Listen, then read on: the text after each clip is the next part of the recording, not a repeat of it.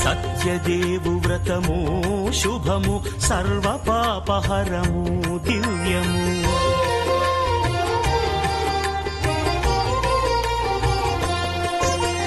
సత్యదేవు వ్రతము శుభము సర్వ పాపహరము దివ్యము. సత్యనారాయణ వ్రతము శ్రీ సత్యనారాయణ వ్రతము.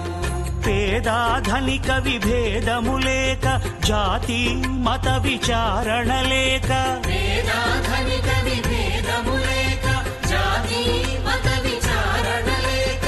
సర్వులు ఒకటై నిర్వహించుటకు సత్యదేవు వ్రతమొక్కటి సాక్షి. సర్వులు ఒకటై నిర్వహించుటకు సత్యదేవు వ్రతమొక్కటి సాక్షి. సత్యనారాయణ వ్రతము శ్రీ సత్యనారాయణ వ్రతము.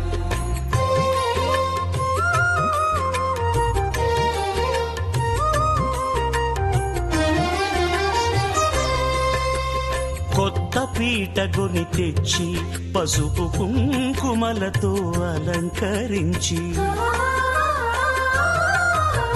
కొత్త బట్ట పీఠముపై నుంచి తండులముల నిండుగా సవరించి. వక్కలాకులను చక్కగా పరచి దిక్కు నీవెయని మ్రొక్కవలెను. తొలిదొల్త గణపతిని పూజించి తలను భక్తి పూజాక్షతలుంచి పంచపాలకుల నవగ్రహముల అష్టదిక్పతుల నర్చించవలె. సత్యనారాయణ వ్రతము శ్రీ సత్యనారాయణ వ్రతము.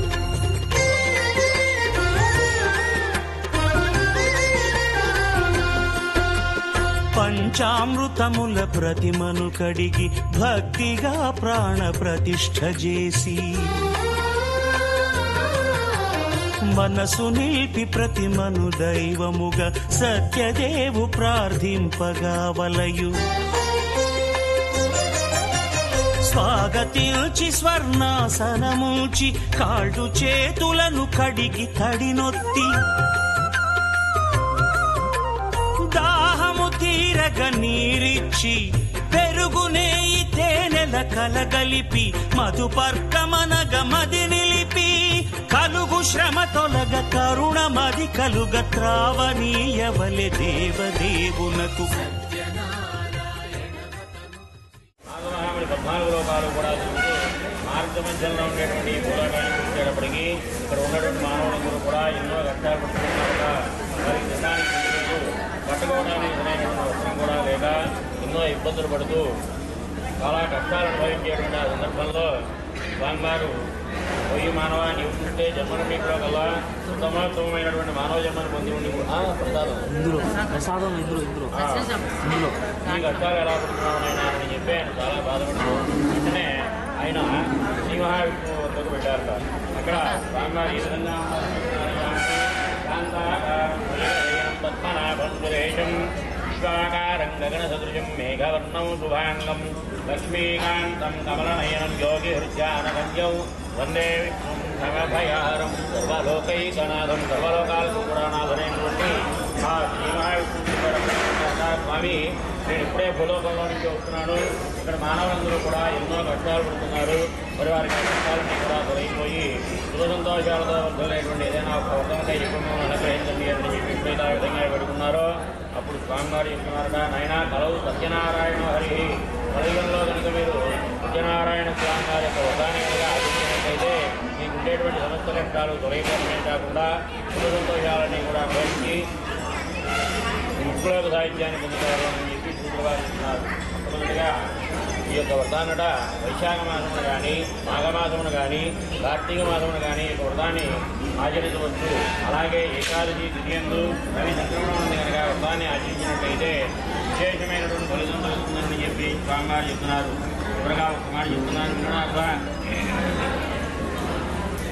శక్తి గలవాడు ప్రతి మాసము కూడా ఈ వ్రతాన్ని ఆచరించవచ్చు.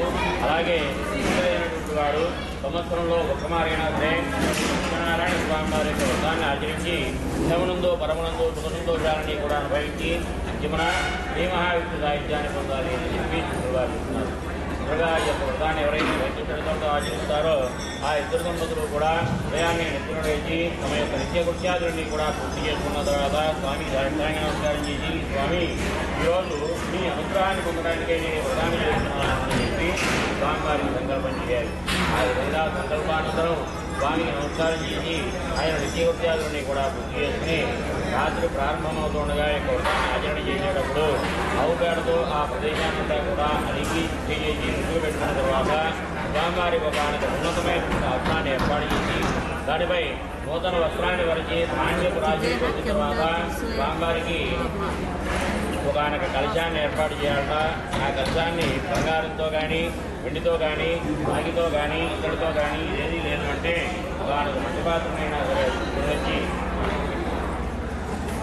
చక్కగా స్వామివారి యొక్క వ్రతాన్ని ఆచరణ చేయాలి. ఆ తర్వాత స్వామివారి బంగారు ప్రతిమ ఒకదాన్ని తీసుకోవాలి.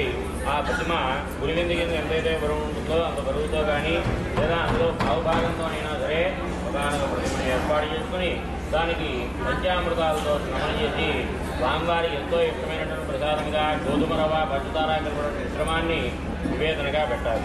ఈ విధంగా ఎవరైతే వైద్య శ్రద్ధలతో ఆచరిస్తారో నరదా వారి సమస్త కష్టాలు తొలగిపోవడమే కాకుండా సంతోషాలని కూడా అనుభవించి నిత్యమున శ్రీ మహావిష్ణు సాహిత్యాన్ని పొందుతారు అని చెప్పి రేవాస్కండే స్కాంద పురాణే వేద నమస్కారం చేసుకోండి. నా ప్రథమోధ్యాయ జయ శ్రీమద్ రమణ గోవిందో హరి.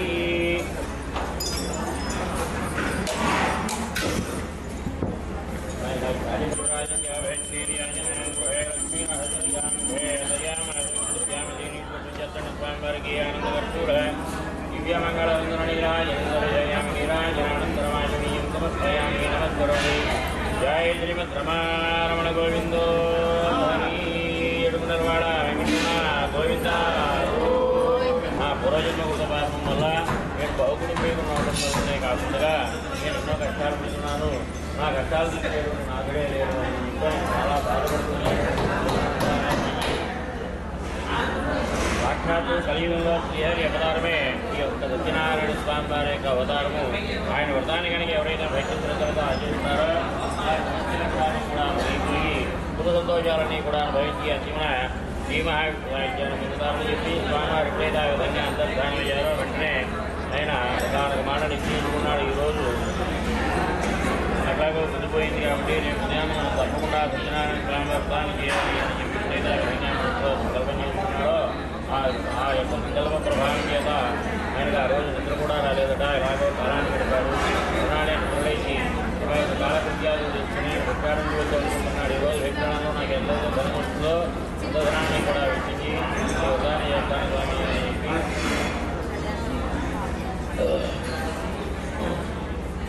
ఆ విధమైనటువంటి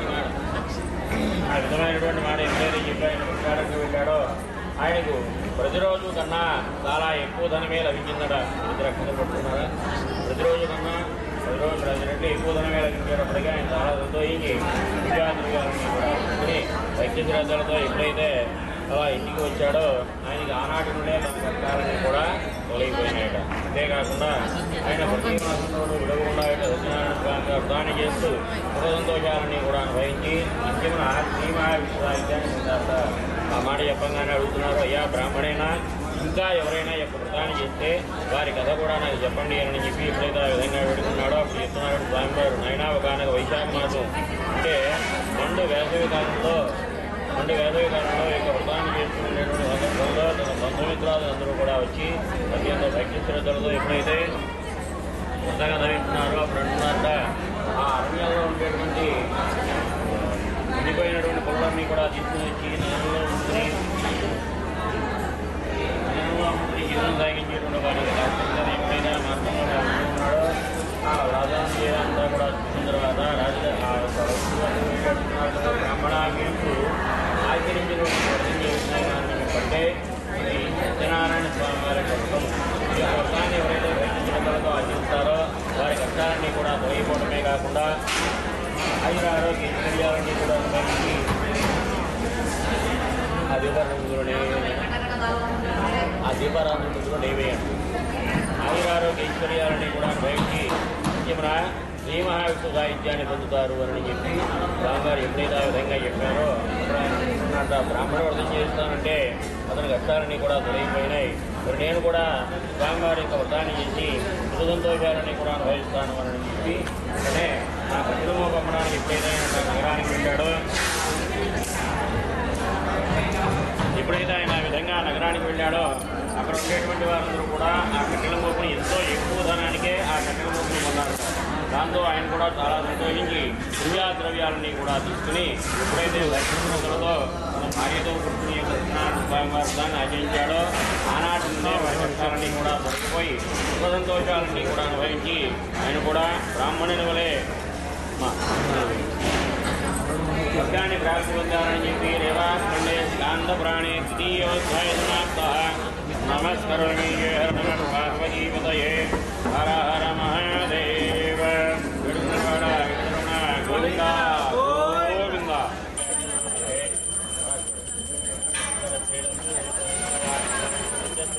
నిత్యమంగళాన్ని ఆనంద గర్భోర దివ్యమంగళందరూ చేయాలి. బోణం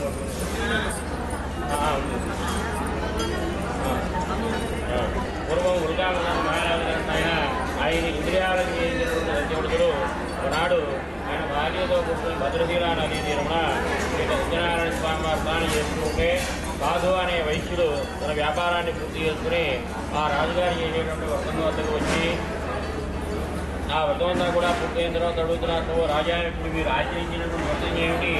ఈ వ్రతాన్ని కనుక ఆచరించినట్టయితే ఏం ఫలితం కలుగుతుందో విషయాన్ని చెప్పండి అని చెప్పినప్పుడు అయినా నాకు అక్షైశ్వర్యములు ఉన్నాయి, భోగభాగ్యాలు ఉన్నాయి, కానీ పుత్ర సంతానం లేదు.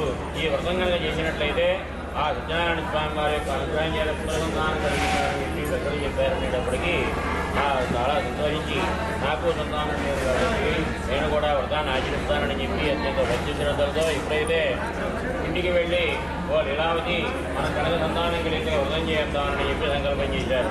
ఆ అన్నమాట ప్రకారమే చక్కగా వాళ్ళకి సంతానం కలిగింది. పదవ మాసంలోనే అన్ని విధాలుగా కలకల్లాడుతూ ఉండేటువంటి ఆ ఆడబిడ్డ కళావతి అని చెప్పి పేరు పెట్టుకుని అల్లారుగా అయితే జీవనాన్ని సాగిస్తున్నారు.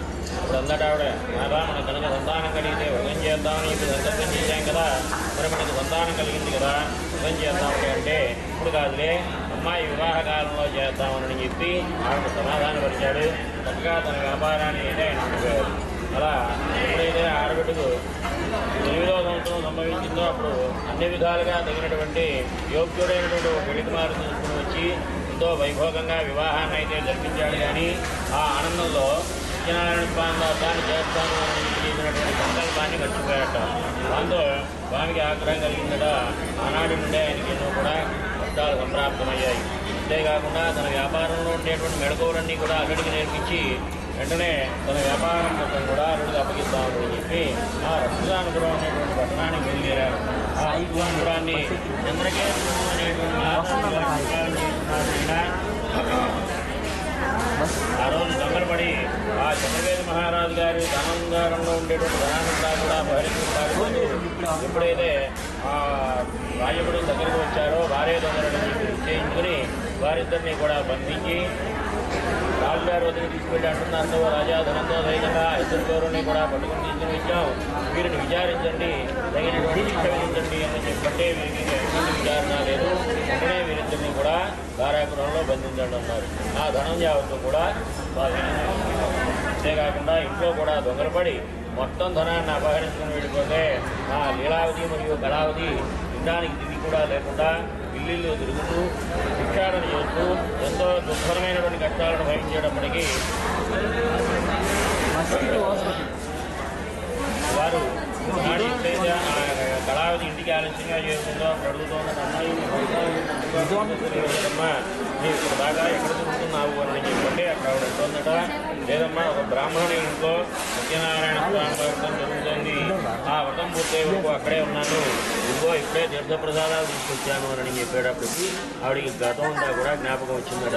ఇప్పుడు అంటోంది, అమ్మాయి నీవు పుడితే వ్రతం చేస్తామని చెప్పి సంకల్పం చేశాం, నీ పుట్టినాడు చేయలేదు, నీ వివాహ కాలంలో చేద్దాం అనుకున్నాం, ఆనాడు చేయలేదు కనుకనే మనకింతటి కష్టం కలిగింది అని చెప్పి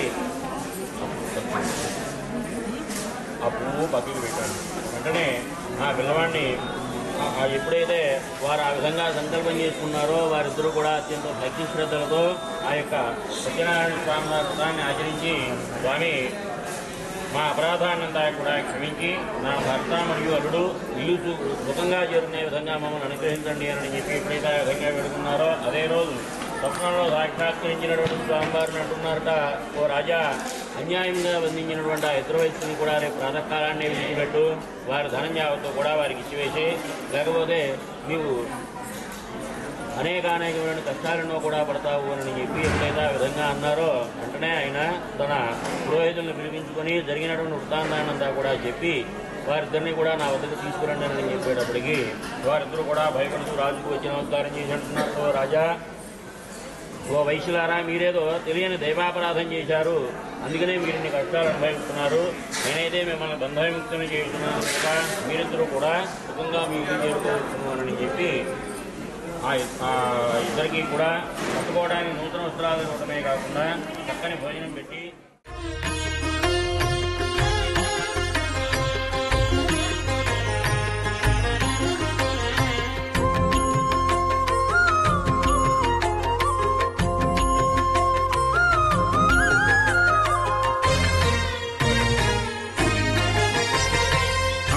దేవుడు భద్రగిరి శిఖరవాసుడు సీతామనోహరుడు శ్రీరామచంద్రుడు.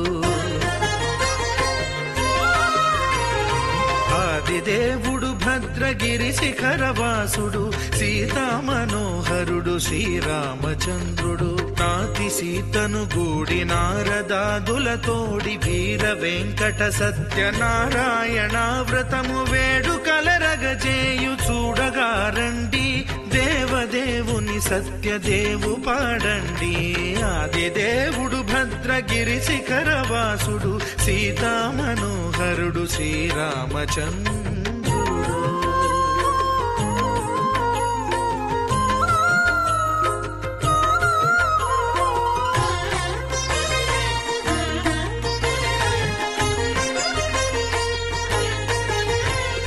రత్నాకరుని కోర్కె రత్నగిరిపై వెలసే అన్నవరమును దీర్ప అన్నవర క్షేత్రమున రత్నాకరుని కోర్కె రత్నగిరిపై వెలసే అన్నవరమును దీర్ప అన్నవర క్షేత్రమున శ్రీరమా సహితుడై చిన్మయానందుడై శ్రీరమా సహితుడై చిన్మయానందుడై సర్వచేతన శక్తి సత్యదేవుని మూర్తి ఆదిదేవుడు భద్రగిరి శిఖరవాసుడు సీతామనోహరుడు శ్రీరామచంద్రుడు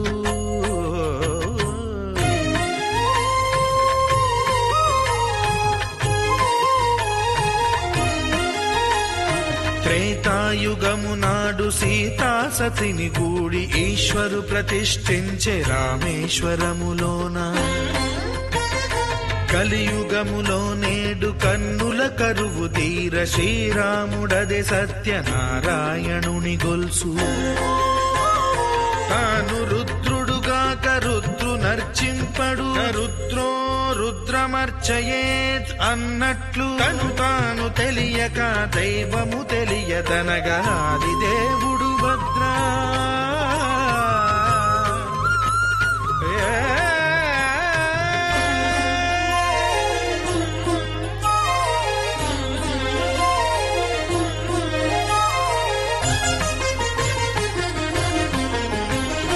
సత్యదేవుని స్వర్ణ ప్రతిమనభిషేకింప 500 నదీ జలములను గుని వచ్చే ఆంజనేయుడు కనక కలశముల తెచ్చే బంగారు పీఠమున పట్టు పుట్టము గప్పి ముత్యాలు సవరించి ముందు ముగ్గులు తీర్చి ముత్యాలు సవరించి ముందు ముగ్గులు తీర్చి తోరణాలును కూర్చి సామీరి కూర్చుండే ఆదిదేవుడు భద్రగిరి శిఖరవాసుడు సీతామనోహరుడు శ్రీరామచంద్రుడు